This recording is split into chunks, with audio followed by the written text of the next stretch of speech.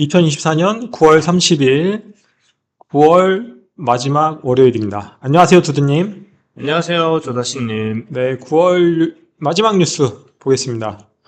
헤드 타이틀은 대출 절벽의 매물 증가. 대출 절벽의 매물이 증가하고 있답니다. 대출이 안 나오면 사람들이 일단 구매할 수 있는 여력이 없잖아요. 너무 비싸서. 그렇죠. 네, 너무 네. 당연한 얘기지 않나. 네. 근데 일전에 말씀드렸던 것처럼 정부의 대출 규제는 어쨌든 이거는 또 다시 바뀔 수 있다. 네. 그래서 늘 역사적으로 이런 정부가 규제를 하는 거에 있어서 늘 먹힌 적이 없다, 별로. 네. 그래서 여기는 대출 전문가 의견은 대출 규제로 실수요자 매수세에 주춤할 수 있다. 예, 잠깐은 주춤할 수 있죠. 근데 결국에는 잡을 수 없다. 원상복귀. 예, 네. 잡을 수 없다. 그렇게 보고 있습니다. 음. 근데 이거 뉴스를 네. 또 이렇게 볼 수도 있어요. 이게 그냥 전체적으로 이 타이틀 하나 보고, 아, 그래서 매물이 증가하니까 실제로 집값이 이제 내려갈 수도 있겠다. 뭐 이렇게 생각할 수도 있지만 실제 이 전체적인 시장의 심리랑 전체적인 걸 다 봐야 돼요. 네, 전체적인 이 부동산 시장 상황. 네. 네. 저거는 일시적으로 하는 거고 실제로 실수요자들이 집을 사려고 하는데 이거 가지고 이제 또 청문회 뭐 그거 넣고 또 뭐 하고 뭐 이거 하면 뭐 이 표심이 또 갈라지기 때문에 이거를 계속 또 끌고 갈 수 없을 거라고 보고요. 그리고 지금 이것 때문에 집을 가지고 있는 사람들이 패닉셀 하는 기간은 다 지나갔습니다. 아, 네. 이게 좀 적응이 어느 정도 좀 됐을 테니까. 네. 네. 그 2년 전에 부동산 시장이 하락하기 시작했던 뭐 우크라 전쟁 터지고 금리를 급격히 올리던 시기하고 지금 시기하고는 다르기 때문에 네. 그 매도자들의 패닉셀 물량이 나올 수 있는 상황은 거의 없기 때문에 이런 거 가지고 뭐 이제 집값이 잡혔다 안 잡혔다 뭐 논란이 또 많을 거예요. 근데 이런 거는 별 그렇게 제가 봤을 땐 중요하게 보진 않습니다. 예. 그리고 두 번째 뉴스는 오늘부터 오피스텔 빌라도 대출을 온라인으로 환승할 수 있다. 뭐 요거는 이제 새롭네요. 예. 원래 안 그래서 됐나요? 저도 이거는 확인은 못했어요. 어. 예. 근데 보통 일반적으로 부동산 대출을 온라인으로 하는 경우는 드물거든요. 원래 이게 가서 대출 보통 자서라고 표현을 하거든요. 네. 예. 그래서 은행에 직접 본인이 가서 저거를 도장을 찍거나 사인을 해야 돼요. 예, 실제로. 모든 이제 일반적으로 왜냐면 본인 확인을 해야 되기 때문에. 네. 그런데 온라인 환승을 한다는 거는 6개 플랫폼에서 비교 서비스하고 대출 심사, 약정 실행 실한 이거는 좀 이제 편해질 수도 있겠네요. 예, 근데 요거 때문에 또 뭔가 이상한 상황이 벌어질 수도 있을 거라고 생각이 돼요. 예, 이게 온라인에서 어떤 그 집주인과 네. 정확히 그 사람이 집주인이 맞는지 그리고 그게 집주인 통장이 맞는지 왜냐하면 그 이중 명의로 다른 사람인데 똑같은 이름 예, 그런 걸로 또 전세 사기를 친 경우가 있잖아요. 네, 그렇죠. 예, 그렇기 때문에 이런 거는 본인 확인을 정말 잘해줘야 될 것 같다 시스템적으로 그런 느낌적인 느낌이 드네요. 예. 아마 시행 초기여서 굉장히 좀 뭐라 해야 될까요? 뭐 어떤 해프닝도 굉장히 많을 거고 그냥 뭔가 이것 때문에 서로 이제 싸움이 발생하는 그런 경우도 아마 나오지 않을까 싶은데 뭔가 이제 이거를 보고 계신 분들이라면은 다시 한번 이제 할 때 조금 꼼꼼하게 이것저것 체크해가면서 차근차근 해보시면은 도움이 되시지 않을까 싶네요. 네, 세 번째 뉴스는 선도지구 경쟁률 6대1. 전문가 의견은 분담금과 이주재책 등 과제가 산적하다. 라고 이제 표현을 해주셨네요. 그래, 저 궁금한 게 이제 선도지구에 이제 선정이 되고 안 되고가 좀 차이가 심한가요? 이게 뭔가 여기가 예를 들어서 뭐 재건축이 다 되고 나야지 뭔가 다른 단지가 그거를 할 수 있어가지고 뭔가 얻어가는 베네핏이 상대적으로 더 많다라든지 약간 그런 게 있는지 그게 좀 궁금해요. 이거는 그냥 일장일단이 있을 것 같아요. 네, 선도지구에 당선이 되면 이제 뭐 인센티브를 주겠다라고 이제 했거든요. 네.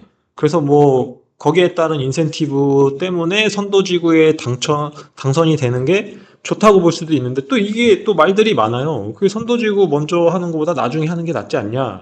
뭐 그런 얘기도 있는데 예전에 이제 신도시 아파트 개발할 때 똑같은 현상은 아니지만 그냥 예시를 들어서 설명을 드리면 네. 신도시에 이제 3만 가구 아파트를 계획을 했습니다. 그래서 1차, 2차, 3차, 4차, 5차 해가지고 기간을 뭐 10년을 해서 2년, 뭐 3년, 5년, 7년, 8년, 10년 이렇게 들어갔는데 맨 처음에 들어간 아파트는 네. 지금 뭐 실례로 있죠. 검단 1지구 같은 경우. 검단 1지구 있고 2지구 있고 3지구 있는데 2지구, 3지구는 아직도 공사 중이고 1지구는 아직도 약간 비어있는 땅들이 있고 그러면 계속 주변이 공사 중이겠죠. 뭔가 네. 황무지에 우뚝하고 솟아있는 약간 네. 그런 느낌. 근데 이제 저기 같은 경우는 재건축 재개발을 크게 어차피 기존에 인프라가 다 갖춰져 있는 곳에 낙후된 주거 환경을 새롭게 고치는 거기 때문에 뭐 그런 건 더 적겠지만 네. 그래도 저 많은 물량들을 밀어내고 공사를 이제 다시 하게 되면 조금 이제 뭔가 문제점이 발생할 수는 있겠죠. 예. 그래서 결국에 저게 먼저 돼서 좋냐, 나중에 되는 게 좋냐, 뭐 요거는 부동산 시장에 또 따라서 달라질 수도 있어요. 그게 부동산 이제 가격이 상승세냐, 하락세냐, 뭐 이거에 또 여러 가지 이제 맞물림이 있겠죠. 네. 그래서 이런 거는 뭐 일장일단이 있다. 예, 그렇게 보시면 될 것 같습니다. 그리고 네 번째 뉴스는 5대 은행 주담대 감소폭 5% 그쳐. 그래서 뭐 대출 제한을 하니까 당연히 뭐 대출이 감소했겠죠. 그래서 전문가 의견은 내달 또 금리 인상. 금리를 또 인상하게 되면 대출 증가세가 꺾일 수도 있다. 금리가 올라가니까 이자 비용이 높아지니까 네. 대출을 안 받는 사람이 더 늘어날 수도 있을 것 같다라고 해서 증가세가 꺾일 수도 있다라고 의견을 주신 것 같아요. 그 미국에서 저번에 금리를 확 내리지 않았었나요? 0.5 비컷 했죠. 그렇죠. 예. 근데 또 금리를 올린다는 게 어떻게 될지 이거는 이제 주담대 금리 가지고만 이제 적용을 하는 거니까. 네. 네네네. 근데 이것 또한 일시적인 현상들이다. 결국에는 미국에서 전체적으로 금리를 내리게 되면 우리나라도 추후에 나중에 맞춰서 그거에 따라서 금리를 내릴 수밖에 없다. 근데 이제 정부에서는 집값을 잡고 싶기 때문에 그리고 대출 규제를 하고 싶기 때문에 은행들한테 이제 무언의 이제 압박을 한 거죠. 네. 너희들이 알아서 해라. 처음에는 이제 하지 마라 이랬다가 하도 이제 들고 일어나니까 맞아. 너희들이 알아서 해라. 사과까지 했잖아요. 네. 그러니까 결국에는 이것 또한 결국에는 나중에는 또 다 시장의 흐름에 따라서 갈 수밖에 없다라고 저는 보여집니다. 네. 그리고 다음에는 B아파트 6년 단기임대 부활이라는 뉴스가 있네요. 그래서 빌라 시장 정상화 총력. 빌라 수십 채 임대 등록에도 1주택 특례 적용. 전문가 의견은 기대감 미미하다. 다주택자 규제 완화 고려해야. 좀 이상한 게 빌라를 수십 채를 등록을 해도 1주택자는 특례를 적용을 해준다라고 하는데 저게 제가 생각했을 때는 그냥 저처럼 일반 그냥 이제 어차피 집이 하나밖에 없을 사람들한테는 별로 와닿지가 않는 것 같아요. 저게 뭐 크게 의미가 있다라고 보면 안 되겠죠, 저거. 너무 실효성이 떨어지지 않나 하는 생각이 좀 드는데. 근데 이게 올해 초부터 이제 한다고 했는데, 네. 9월 25일 날 저 뉴스를 저도 보긴 했어요. 그래서 네네. 저 뉴스를 보면서 이제 든 생각은 지금 전세 가격이 올라가고 있고, 또 월세 가격이 허리가 휜다까지 그 뉴스가 나왔었잖아요. 네. 그러면 결국에는 다주택자들이 임대를 주거나 전세 주거나 월세 주거나 이런 수요가 많았는데 공공임대 물량이 적기 때문에 그 수요를 커버할 수가 없잖아요. 임대 시장을 전체적으로. 네. 그래서 뭐 예전에는 분양 시장에도 이런 물량들이 되게 많았어요. 기업형 민간 임대 물량도 분양을 되게 많이 했었어요. 임대로. 근데 지금 전세 가격이랑 월세 가격이 급등하니까 이제 난리가 나잖아요. 그게 전체적으로 또 집값에 영향을 미칠 겁니다. 나중에는 결국에는 공급이 안 되기 때문에. 근데 이런 걸 도입을 하는 것 자체는 결국에는 시장의 임대 시장을 좀 안정화시키려고 하는 것 같아요.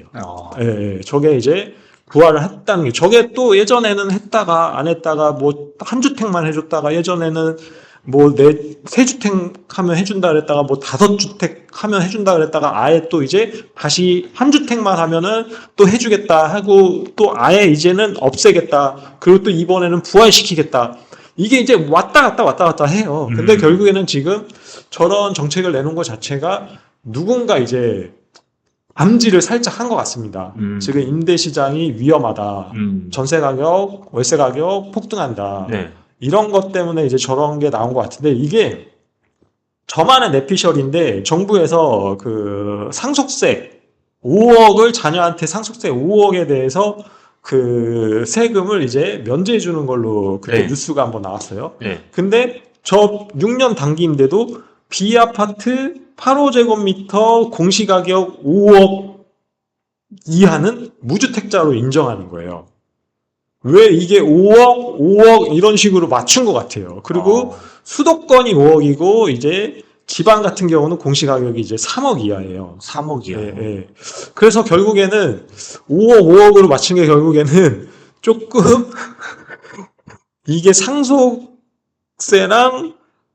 저 B아파트의 5억, 공시가 5억에 이 라임을 맞춘 것 자체가 조금 뭔가 의미가 있다.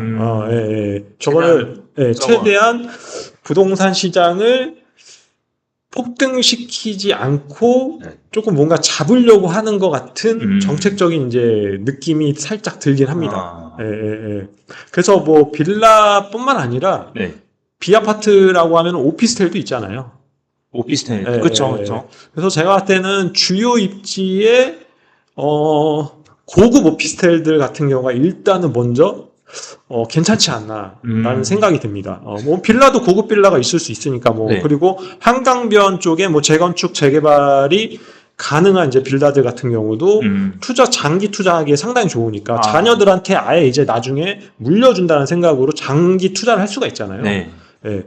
그렇기 때문에 저 뉴스는 조금 저는 이제 뭐 약간 의미 있게 보는 뉴스입니다. 예, 예, 예. 이제 올 끝났죠?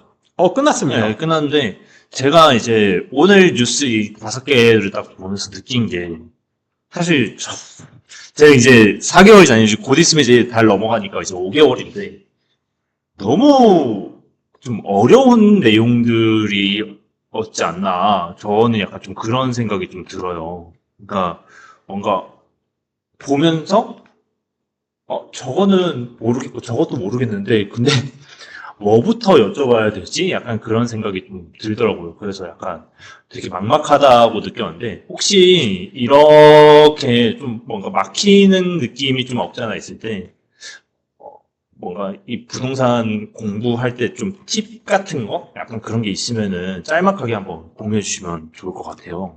네. 전현직 언론사 기자 출신이셨던 필진분들이 지금 다 포진이 돼 있잖아요. 네네. 구글에서. 네. 그래서 여기 지금 올라와 있는 이런 컬럼들을 보시면 네. 이해도가 상당히 높습니다. 실제로 이 선도지구 경쟁률에서 뭐 재건축 재개발은 결국에 재건축 재개발의 핵심 내용은 여기 보시면 요거에 보시면 이 아래 쭉 가다 보면 큰 글자로 네.